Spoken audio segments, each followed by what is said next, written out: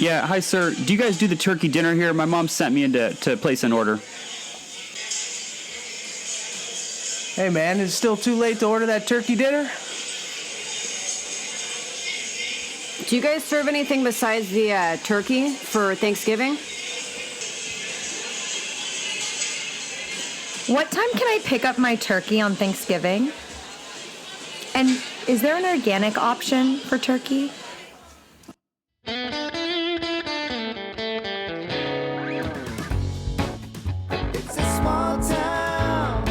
Hello again, everyone, and welcome back to another Mark Goes Rogue podcast. My name is Mark Lucchese, also known as Mark at the Mic, and today's show is not going to be about any history of Burlingame, but instead, with the holidays quickly approaching, I thought we would do something seasonal and maybe just...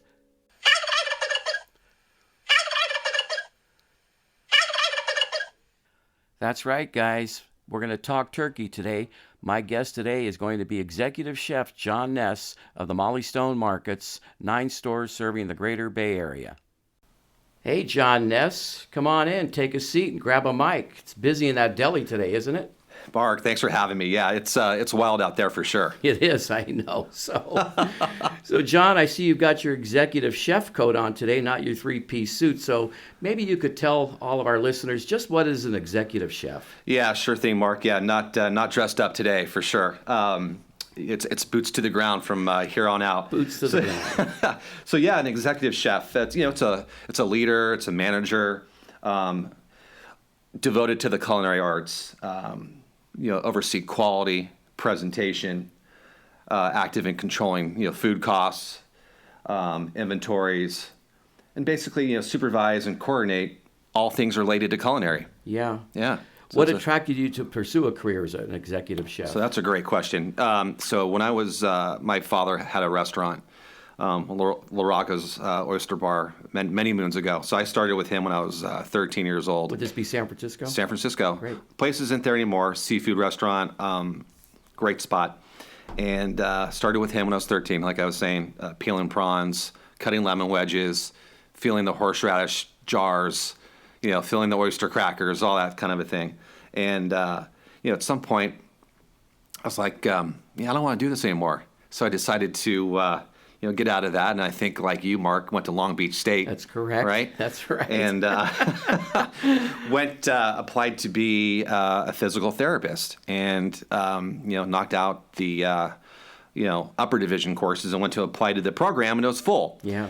And decided, okay, well, what am I doing now? So I decided to come back and go to culinary school, and it's done me right, ever since. It's never the same day. Yeah. And it's fun. I mean, I think you kind of get the same satisfaction if I were a physical therapist with food. You're providing a service, if you will, and you're able to see the reactions and people enjoying, and that's really kind of what it's about. And food is always changing. Trends are changing.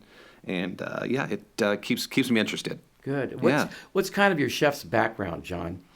Yeah, so I've done a lot of things. I've private chefed. I've worked for caterers. I've worked corporate food service, some small restaurants, the Marriott Hotel, director of food and beverage for many years. And, of course, Mollie Stones. Yeah, and how many years have you been the executive chef for Mollies? So I was with, it's a two-part answer, actually. So I was with the company from 1996 to 2004. The kitchen program was very young at that point, and I had done some work at Tower Market, which is a Mollie Stones now, and we kind of developed the program at Tower. And the team at Tower, myself and another gentleman, brought me over to Mollie Stones a few years later, and we wanted to do the Tower Market program at Mollie Stones. So we started in our Greenbrae store. I remember my first day going into the kitchen, getting it fixed, repaired, cleaned, all up to standard, and then putting a program in, getting everybody excited. Fresh food, meals to go, catering, and the reception was great. And at that point, I would find my replacement and then move on to the next location. So we did that, for until 2004, where we ended up with a commissary kitchen where we were doing things centrally and then shipping them out for not consistency issues, but for consistency. And that was a great run. So then in 2004, I went off and did a couple other things. Came back to Mollie Stone's in 2015, and here I am today. So you had a little break from Mollies there for a while. Yeah, had a little break. Had to go, see some different things, learn some, some different skills. Right. Broaden the education there a little bit. Yeah, Yeah, absolutely. which was great. Which was great. So tell me, what are 3 characteristics of being a really good chef? Yeah, so definitely you have passion, for the industry. It's not easy. You're dealing with you're juggling a lot of balls every single day, and you're hoping you're not dropping any of them.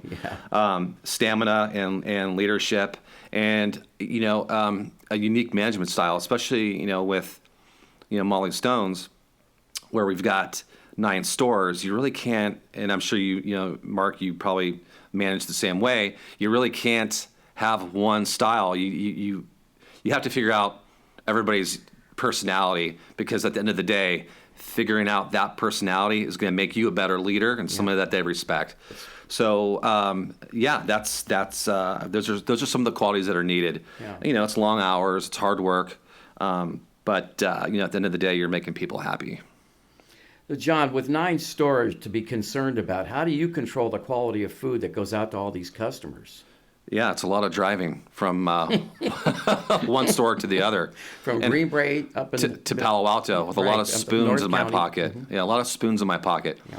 So it's so that is the biggest challenge. It is controlling quality, and again, you'll hear me say it, consistency. So it's just working with the chefs, tasting food, and letting them know that they are part of a bigger picture. They're a part of a bigger family, if you will. So if you have, a chef that is working in the Burlingame store, we got to make sure that we're following recipes, we're following protocols, just like everybody else. So at the end of the day, the customer is getting a consistent product that's delicious, no matter what Mollie Stones are shopping at. So the hopes is that if you have a hot meal at San Bruno, then you come down to Burlingame, it's going to be the same. Absolutely. The taste is the same. Sure. And when you're in, we're here at Burlingame today, so when you're in there and in the kitchen, how do you ensure that your team follows the food handling and all the safety guidelines? Yeah, food handling and safety guidelines. So we offer them, serve safe training, food handlers card training. These are, I think the food handler card is, I think it's once a year. I may be wrong. Serve Safe is a more intense class that our managers and chefs go through. I believe that's a 5-year certification. And then, the same thing that I do with the food, I am doing the same thing with food safety as well, just making sure that, pocket thermometers are calibrated, we're using, the right cutting boards for the correct products. Refrigerators and reefers are either being, are frozen or, keeping temperature. And that goes for hot as well.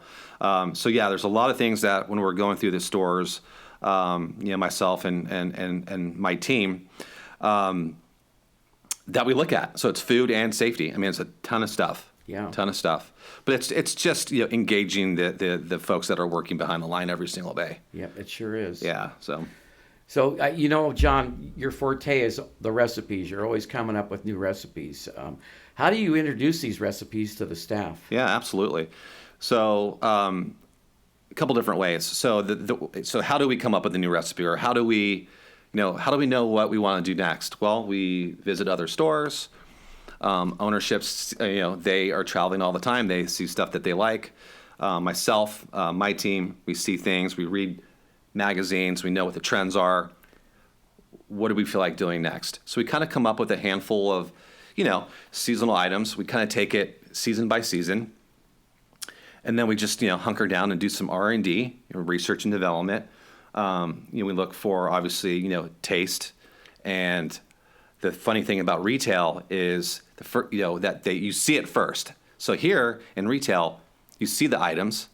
Hopefully they look beautifully presented and attractive and fresh. then you eat it. So it's kind of unique in that sense, and that's what's always attracted me to being a chef in retail, because it's just a different way to kind of, I'm not gonna say hook the customer, but make it more interesting, if you will. Yeah. So then we do the R&D, we take some pictures, we cost it out, see where we need to be, figure out what the retails are, and we put it on a pretty piece of paper called a recipe. Then we send it. So we do that. But as far as the actual store execution, we'll send an email. We'll let them know that it's coming down, and depending on the complexity of the dish, I may have to visit the kitchens and just kind of run through the training. This is how it's prepared. This is how it should taste. This is how it should look.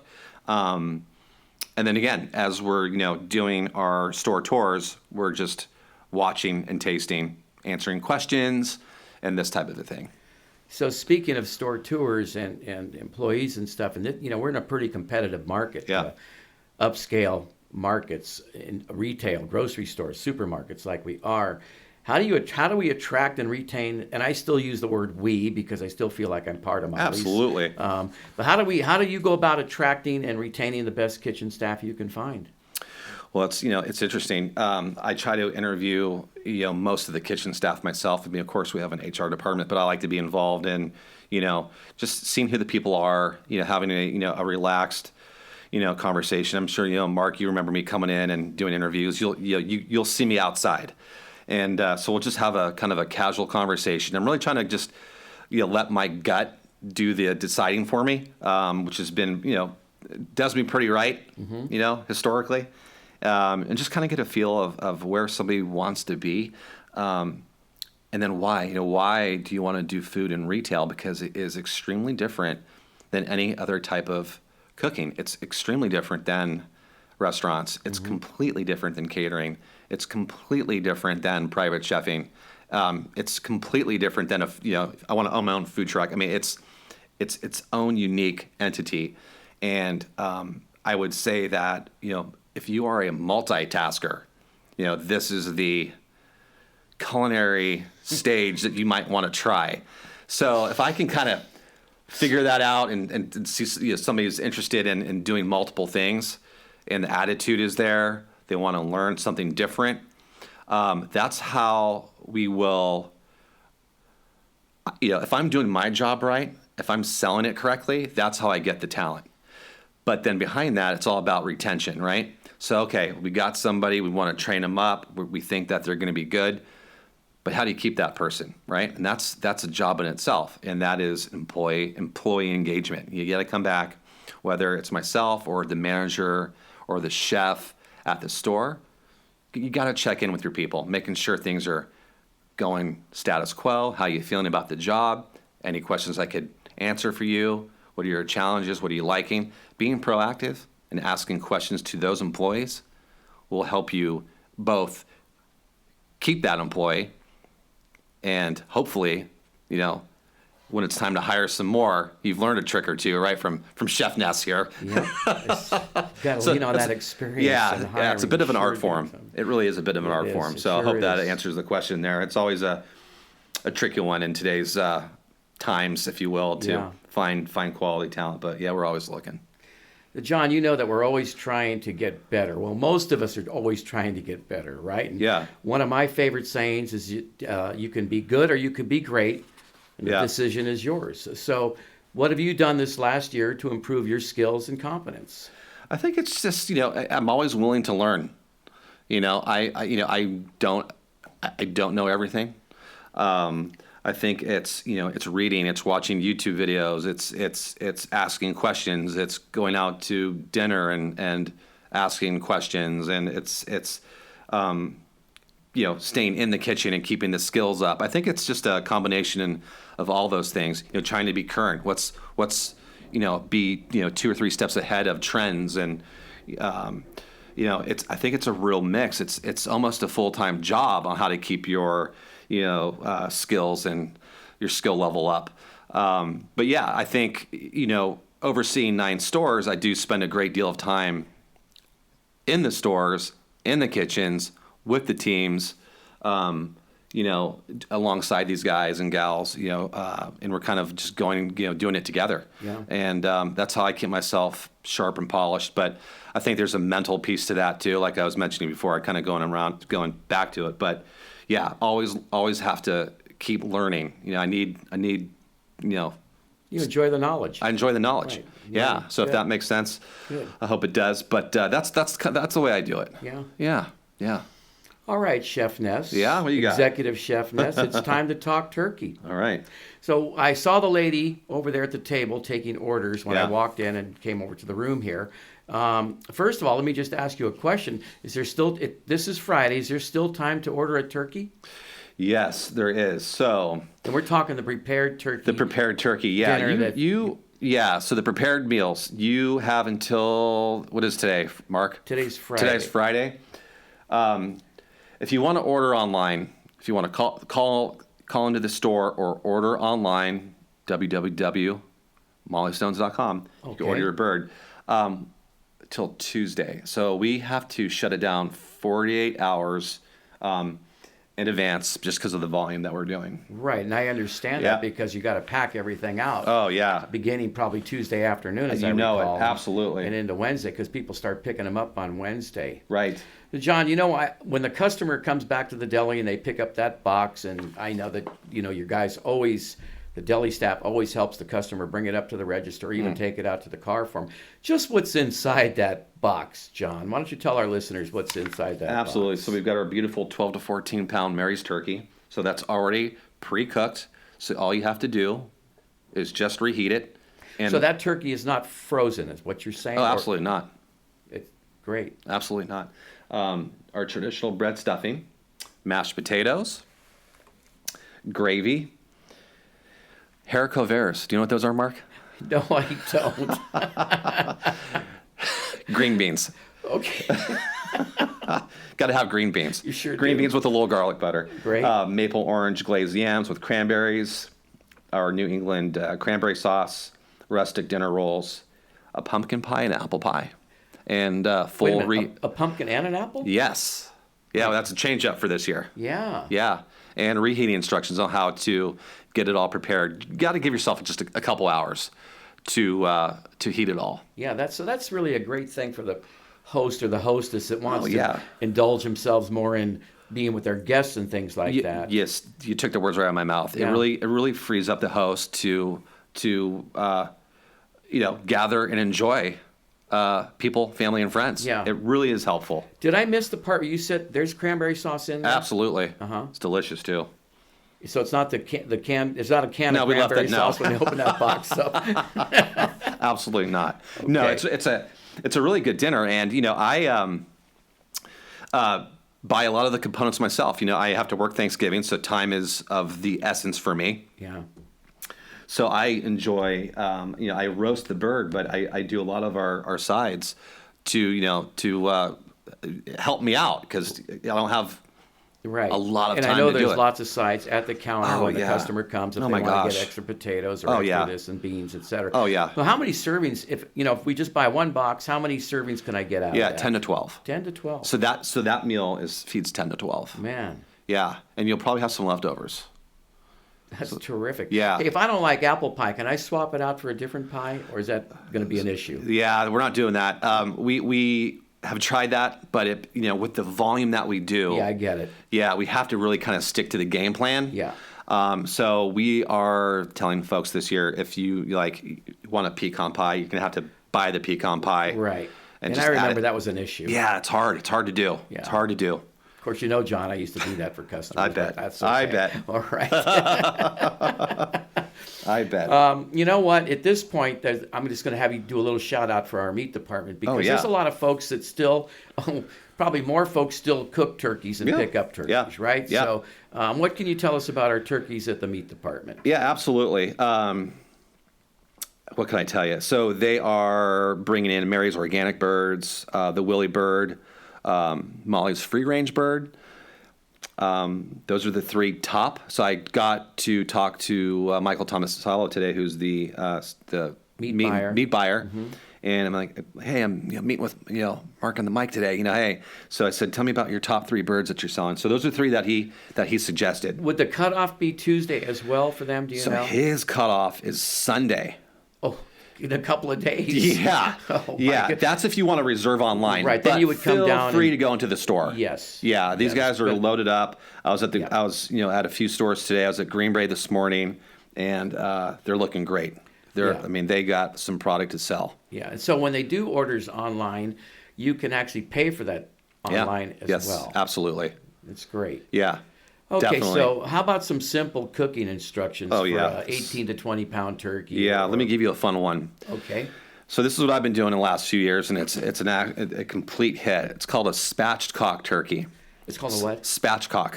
Okay. So I'm giving all your listeners right now, listeners, you should try this. Okay. So a spatchcock turkey is where you remove the backbone, and then you crack the breastbone, and the bird lays flat. Okay, so it's a flat turkey. Yes. Okay, and then what you do is you get a little mirepoix, another little education here. You know what mirepoix is? No, you got me on that one too. All right, celery, carrots, and onions. So you get a nice little rough chop of those 3. We actually sell mirepoix in our produce departments at the stores. You toss that together, maybe some rosemary or thyme, or some fresh lemon. You lay that on your roasting pan. And then you season your turkey however you like. I know we all have our own secret recipe. What I do is I get the sage brine kit from our stores, brine the turkey the day before. When it's time to roast it, I give myself an hour and a half, 2 hours. I put this beautiful turkey right over the mirepoix, 350 degrees in the oven. Couple hours, and Mark, it is a showstopper. Sounds spatchcock like turkey. Can you spell that? I don't know. Okay, SPATCHCOCK.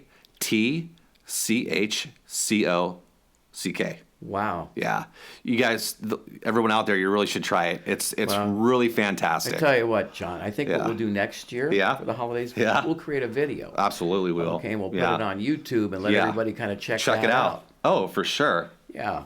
Yeah, it's a fun one. Give it a shot. Do you have like a tip for like a turkey per pound? So roasting temperatures. I think I knew you were going to ask that, and here's my answer. And I'm going to start to chuckle because my dad will always ask me every year, how do I cook the turkey? For his, he does his own thing. Uh-huh. He'll ask me the same thing for salmon. He'll ask me the same thing for roast beef. Mm-hmm. I said, Dad, here's what you do. Go buy yourself an instant read thermometer, a pocket thermometer. Again, you'll find those at Mollie Stone's, right? And for our turkey, okay, you're looking for 165 degrees internal temperature. So, put however you prepare your bird, put it in the oven. Okay, nothing's going to happen in an hour, okay? After an hour, take the temperature of the bird, and you're going to see the little dial move, and you are quickly going to figure out how much more time it's going to take. And you get to 165, and you're done, and you're good to go. So you're taking it out of the oven at that time? Yep. Let it rest for 10, 15 minutes. Do you put anything over it, foil or anything You sure like can. that? Absolutely. Yeah. Uh-huh. Foil. Yeah. Yeah. And let it rest for 15, 20 minutes? Yeah, 15, 20 minutes, and great. Have fun carving it. Yeah, so the instant read thermometer is absolutely a kitchen gadget that everybody should. I still use it. Mm-hmm. I still use one. Yeah. So, John, I know very little about wine except that I really like to drink it. Sure. In fact, my favorite glass of wine is the next one. Yeah. So, would you mind suggesting a wine to serve with Thanksgiving dinner? Yeah, absolutely. I would go with a rosé. So I'm not going to give you a specific winery, but the rosé is really. Yeah, people are. You probably remember a few years ago that rosés weren't the thing, right? Correct. Yeah. So they've come back and they're here to stay, and I think the rosé is the perfect accompaniment to a turkey. Yeah. And then, the fun part is you could go a very light red or, a crispy, Chardonnay or Sauvignon Blanc. But I think it would be fun my suggestion for you for this wonderful little podcast here. Check out a rosé. I'm going to have a rosé. Have a rosé. Yeah, you bet. Oh, yeah. I'm sure that we're going to be offering the dinners again at Hanukkah, which starts the Yeah. evening of December 18th, and Yeah. for Christmas, right? Right, absolutely. Yeah. I wanted to ask you one thing. Is there an option to a turkey dinner, or do we have a ham dinner? Yeah, or we sure do. So we have a spiral sliced ham. We do a whole side salmon meal, roast, a tri-tip, and prime rib. And those are complete meals, Yeah. except it's not turkey, it's things you Right. just mentioned. Yeah, but definitely go, check the website, and it'll describe, what's included in all the meals. Yeah. So you could see, how many they serve, and what's in them. So do you think that maybe if you have time, I can bring you back one more time, say before Hanukkah, which again starts December 18th, Yeah. and Christmas, and maybe we can talk briskets and prime ribs. There's nothing wrong with talking briskets and prime ribs. I never say no to that. Right. So why don't you give me one last shout out for the ordering website, the ordering online website? Yeah, www.molliestones.com. You just go onto our site and you'll see a catering icon. Click it and you'll be blown away by all the variety.